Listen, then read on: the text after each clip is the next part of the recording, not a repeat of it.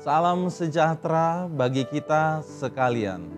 Bapak, Ibu, saudara-saudara yang dikasihi Tuhan Yesus Kristus, biarlah hidup kita senantiasa disegarkan akan firman Tuhan.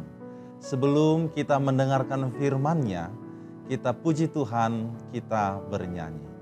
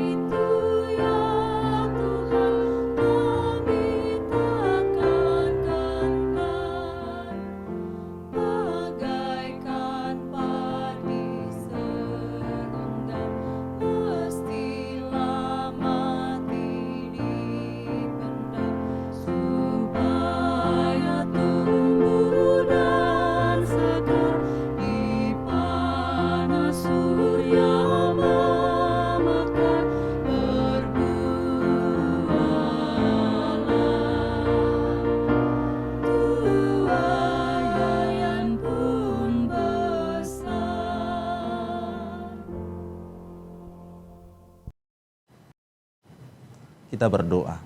Kasih karunia Tuhan Yesus Kristus dan kasih Allah Bapa dan penyertaan Roh Kudus kiranya menyertai saudara sekalian. Amin. Bapak, Ibu, saudara-saudara yang terkasih, firman Tuhan bagi kita hari ini tertulis di dalam Lukas 18 ayat 31. Demikian bunyinya. Yesus memanggil ke-12 muridnya lalu berkata kepada mereka, "Sekarang kita pergi ke Yerusalem, dan segala sesuatu yang ditulis oleh para nabi mengenai Anak Manusia akan digenapi." Demikian firman Tuhan. Adapun judul renungan kita hari ini dikatakan, tiada masa depan tanpa salib. Bapak, Ibu, saudara-saudara yang terkasih, berbicara tentang waktu, maka kita teringat pada suatu momen. Mungkin saja waktu itu adalah bercerita tentang masa lalu. Maka kita akan bercerita waktu kami dahulu, waktu saya kecil, di Tiki Haminajolo, dan lain sebagainya. Tetapi boleh juga waktu itu bercerita momen akan masa sekarang, atau masa depan, atau hari yang akan datang. Nah, biasanya persoalan keberuntungan, persoalan kemujuran, hidup ini juga sering dikait-kaitkan dengan waktu. Andai kata kita sedang mengalami hal yang sulit atau kegagalan pada masa kini, kita mengatakan, mungkin waktu belum berpihak kepada saya. Atau sebaliknya juga, ketika kita merasakan kehidupan yang semakin baik, keberuntungan yang semakin baik, maka kita juga bisa berkata, memang sudah waktunya, sudah saatnya saya menerima semuanya ini. Artinya, waktu merupakan faktor penting di dalam kehidupan kita. Baik di dalam pekerjaan, baik di dalam mencapai suatu target, ataupun bahkan di dalam pelayanan. Bahkan ketika kita hendak membuat sesuatu hal yang bersifat kejutan atau surprise, mempertimbangkan waktu itu sangatlah penting sekali. Timing yang sangat tepat sekali. Supaya apa? Supaya benar-benar terlaksana dengan baik dan sukses. Jangan sampai kita membuat sesuatu yang bersifat surprise, kejutan, tetapi timingnya tidak tepat. Akhirnya orang yang menerima kejutan itu bukan malah bahagia, tetapi malah semakin merasakan sesuatu hal yang berat di dalam hidupnya. Nah, sahabat firman Tuhan, serupa halnya dengan Yesus. Ia memberitahukan kapan waktu yang tepat, baik saatnya Yesus melakukan mukjizat, termasuk juga penggenapan akan misi Allah melalui Yesus Kristus untuk menebus manusia dari dosa. Dikatakan di dalam nas ini, Yesus memanggil ke-12 muridnya, lalu berkata kepada mereka, "Sekarang kita pergi ke Yerusalem," dan seterusnya. Kata sekarang itu berkaitan dengan waktu. Pertanyaannya, untuk apa ke Yerusalem? Bukan untuk tamasya atau berjalan-jalan, bukan untuk cuci mata dan lain sebagainya. Tetapi di sana Yesus akan mengalami dan menghadapi hal yang pahit secara manusiawi. Tetapi itu menunjukkan ketaatannya kepada Bapa dan juga menunjukkan kasihnya kepada dunia ini. Di sana dia akan diserahkan kepada bangsa yang tidak mengenal Allah. Dia akan diolok-olok, dia akan dihina, dia akan diludahi, dia akan disesah, dia akan dibunuh. Dan pada hari yang ketiga dia akan bangkit. Akan tetapi yang amat disayangkan sekali, sekalipun Yesus menceritakan hal itu, namun para murid sama sekali tidak mengerti akan arti daripada semuanya itu. Sahabat firman Tuhan, apakah yang hendak disampaikan oleh firman Tuhan kepada kita pada hari ini? Dikatakan yang pertama, ketaatan Yesus pada Bapa yang mengutus adalah mewujudkan kasih-Nya yang besar. Sungguh Yesus tahu apa yang akan terjadi. Namun dia tidak berilmu selamat. Bahkan dia tahu dia akan mengalami hal-hal yang pahit itu.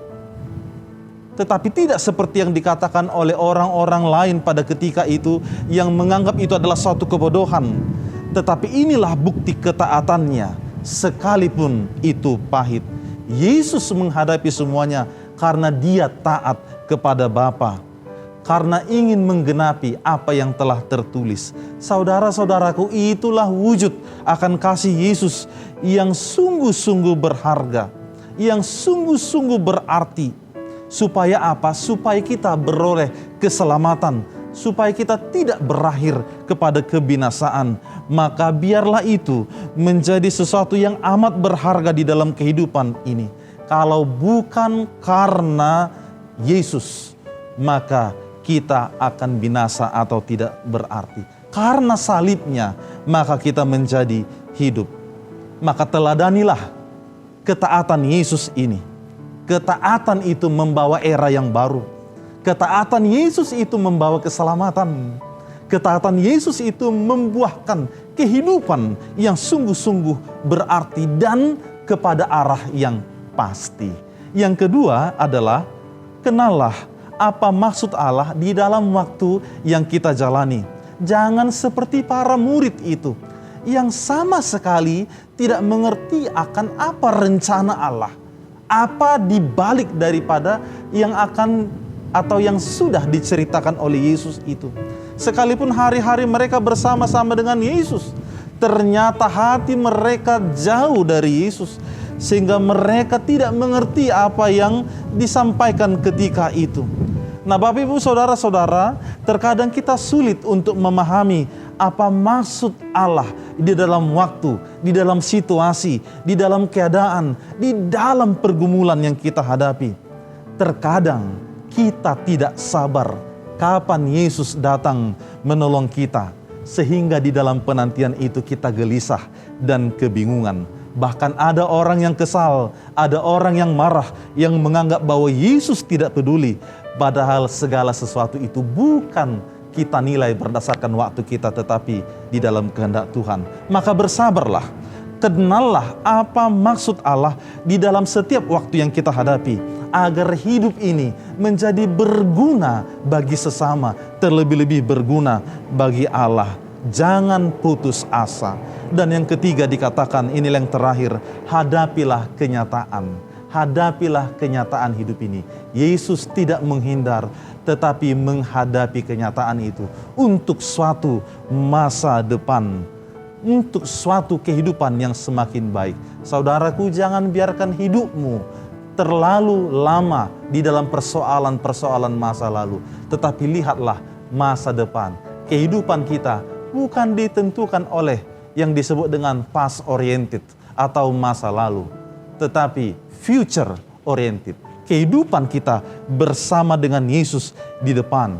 Maka hadapilah, jalanilah semuanya itu bersama-sama dengan Yesus sekalipun sakit. Dikatakan there is no future without cross. Tiada masa depan tanpa salib. Yesus sudah membuktikannya, maka kita juga senantiasa beriman teguh di dalam Tuhan untuk mendatangkan kebaikan bagi kita. Amin, kita berdoa. Terima kasih ya Tuhan Allah Bapa di surga untuk kasih setiamu di dalam kehidupan kami. Engkau telah menyatakan kasih-Mu yang sempurna dan yang besar melalui anak-Mu Tuhan Yesus Kristus.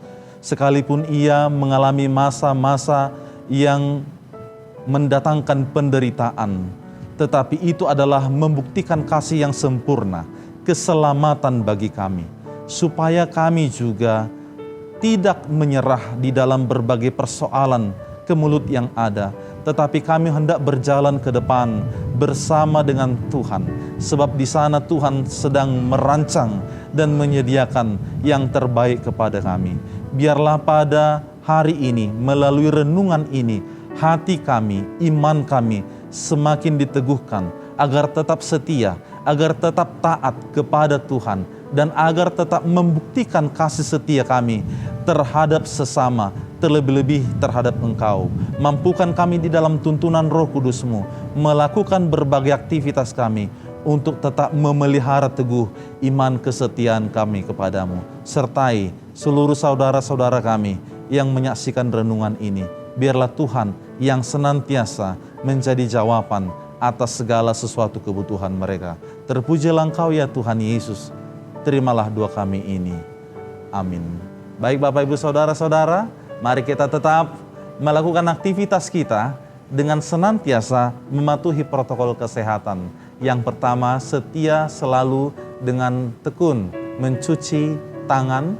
Yang kedua, senantiasa menjaga jarak. Dan yang terakhir, senantiasa memakai masker.